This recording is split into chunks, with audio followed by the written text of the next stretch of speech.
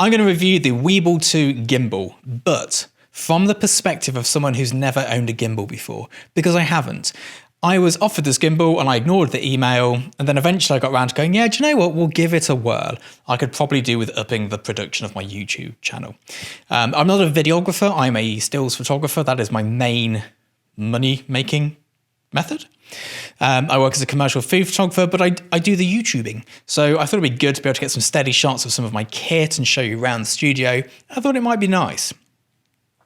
Now, what I didn't know about gimbals was that it's not a case of turn it on, run, and it'll all be fine. You have to do this weird ninja walk. But the Weebil 2, or just call it the gimbal for now, has this extra handle here. So what you can do is kind of plant it into your stomach and get an extra sort of point of contact to really make it stable. And you can get some incredibly stable shots with this. But if, like me, you're expecting it to be perfect, that is not how a gimbal works. At least not until you get the full rig and, then you can sort of run and make it all okay. For the price, this is incredibly good. It has a few good features that I have started using. One is it can track me whilst I'm doing a video, so I can do a walking, talking video in the studio, showing you around the set, and it'll sort of pan along with me. The other is that it can do a motion time lapse, so I can set a point A and a point B, an interval, and it will take frames throughout that motion.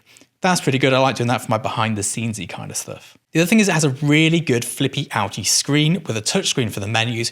It is so simple to set up, to balance, that even I can do it.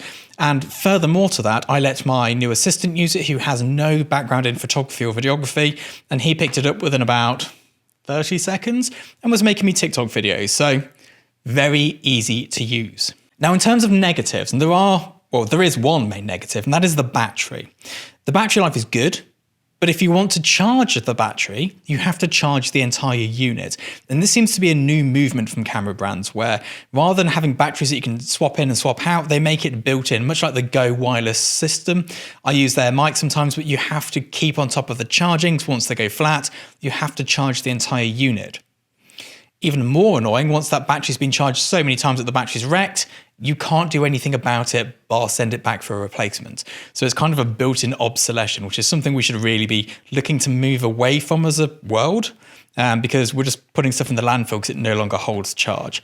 So I would have liked to have seen an option to change the battery in this, but that is the only downside. In terms of a first gimbal, for the price, it is brilliant. The functionality and the usability is very good. And it's just a general good bit of kit. It's well built. The handles are great. The case it comes in was really nice. It had loads of extra bits and pieces that I didn't really know what to do with, but I've managed to make it work for me. Now, I'm probably going to keep this gimbal and keep using it in the studio for my YouTube videos. It's not something I've ever used before, but I have enjoyed getting those smooth, buttery sort of shots and, having that exhibitive movement. Whereas before, when I was showing you around, it was basically shaky cam time, which I'm sure gave you all a headache. Anyway, I hope that's of use to someone out there. If you're looking for a first gimbal, I can thoroughly recommend this one. I'll see you all next time. Bye-bye.